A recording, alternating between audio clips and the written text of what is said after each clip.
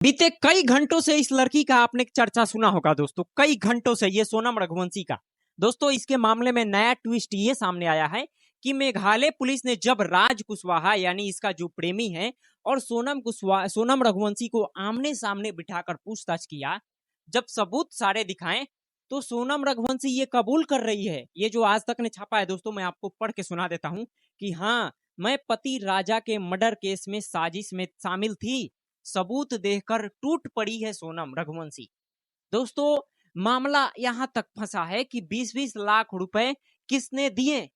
ये जो तीनों शूटर है दोस्तों, इनको 20-20 लाख रुपए मिलने वाले थे और पैसा इनको दे भी दिया गया, लेकिन पैसा कहां से आया, किसके बैंक अकाउंट से दिया गया, सारा दोस्तों आगे मैं आपको चर्चा करूंगा।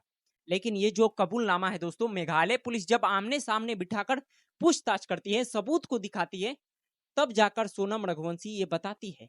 वरना उससे पहले सोनम रघुवंशी क्या बयान देती थे?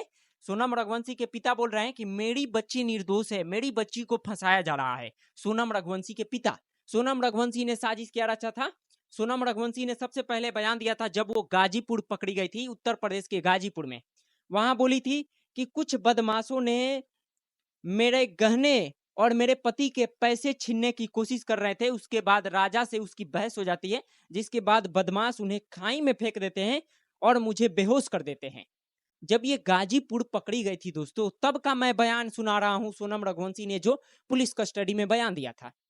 अब जब मेघालय पुलिस पूछताछ कर रही है, मेघालय पुलिस आमने सामने बैठाकर इसके प्रेमी राज कुशवाहा को पूछताछ कर रही है, तो ये बयान निकल कर सामने आया है कि सोनम रघुवंशी साजिश में शामिल थी।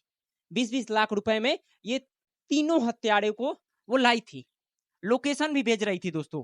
जब होटल से, ये लास्ट वीडियो है दोस्तों, जब होटल से वो बाहर निकल रहे थे, देखिए सोनम रघुवंशी फोन पे किसी को लोकेशन भेज रही है, लोकेशन की, आप यहां आ जाइए। दोस्तों 20-20 लाख रुपए में तय हुआ था कि राजा रघुवंशी को मार देना है, मौत के घाट उतार देना है। लेकिन आप कुछ सोचते होंगे कि 20-20 लाख रुपए आए कहां से? तो वो पैसा राजा के बैंक अकाउंट से सोनम ने ट्रांसफर किया। यानी सारा का सारा हत्या किसका? राजा का। पैसा किसका? राजा का। देख रहे हैं दोस्तों ये सोनम रघुवंशी कितनी शातिर निकली। इसके पिता अभी भी यह बयान दे रहे हैं कि मेरी बेटी निर्दोष है। मेघालय पुलिस जब आमने सामने दोनों को बिठाकर पूछताछ करती है, तब जाकर सोनम उगलती है कि हाँ, हम शामिल हैं इसमें, हमने मरवाया है। लेकिन दोस्तों मैं चाहूंगा कि ये राजा रघुवंशी का शकल देखिए और उसके प्रेमी राज कुशवाहा का शकल देखिए। आपको अंतर दिखाई दे रहा है? राजा रघुवंशी पेशे से व्यापारी थे, पैसे की कोई कमी नहीं है, और दूसरी तरफ राज कुशवाहा एक नल्ला बेरोजगार कह लीजिए, उसमें का इंसान है।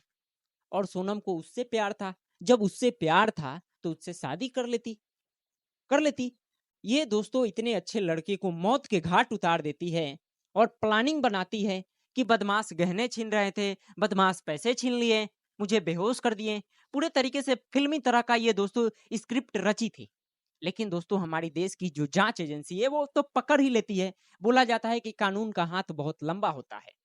पकड़ी गई सोनम रघुवंशी, लेकिन दोस्तों 20-20 लाख रुपए राजा रघुवंशी के बैंक अकाउंट से ट्रांसफर करती है अपने प्रेमी के खाते में, बकायदा सुपारी किलर्स को देने के लिए। दोस्तों ये जो प्लानिंग की हुई थी, ये सालों से प्लानिंग चल रहा है दोस्तों। ये एक बैग प्लानिंग नहीं बनता है। ये जब इनका हो चुका था, तब दोस्तों एक और उनकी मां का बयान आया है। ये जो आप पढ़िए बयान, उनकी मां का बयान है कि सोनम ने जबरदस्ती मेघालय का टिकट कटाया था। यानी राज को कुछ भी पता नहीं था, सॉरी राजा रघुवंशी को कुछ भी पता नहीं था। बार बार मैं उसके प्रेमी का नाम ले रहा हूं, लेकिन राजा रघुवंशी को किसी बात की पता नहीं थी। बकायदा चुपचाप टिकट करा देती है, मेघालय ले जाती है और मेघालय में मारकर फेंक देती है। मामला हाईलाइट होता है, तब पता चलता है दोस्तों कि ये तो बहुत बड़ी सातिर है। बहरहाल दोस्तों इसके बारे में आप क्या सोचते हैं, अपना राय हमें जरूर बताइएगा। और ऐसे ऐसे लोगों के ऊपर क्या कार्रवाई होना चाहिए दोस्तों। हमारा जो जुडिशियल सिस्टम है, अभी तक ये मुस्कान को तो जेल में ही रखा गया है, साहिल को भी जेल में रखा गया है। क्या हुआ? ये लगातार 2-3 महीने के बाद ऐसा घटना लगातार सामने आ रहा है दोस्तों, लगातार। लेकिन हमारा देश का जो जुडिशियल सिस्टम है, पता नहीं कब ऐसे ऐसे दुर्दांत अपराधियों को सजाए मौत देगी। दोस्तों लंबा वक्त लगेगा, सजा तो इनको होगा, कायदा हर चीज एविडेंस है, लेकिन जल्दी जल्दी थोड़ा होता न्याय तो ऐसे ऐसे लोग जेल की रोटी नहीं खाते, आसमान में चले जाते, जेल की रोटी बचती। बहरहाल दोस्तों, इसके बारे में आप क्या सोचते हैं, इस दुर्दांत अपराधी के बारे में आप क्या सोचते हैं, अपना राय हमें जरूर बताइएगा।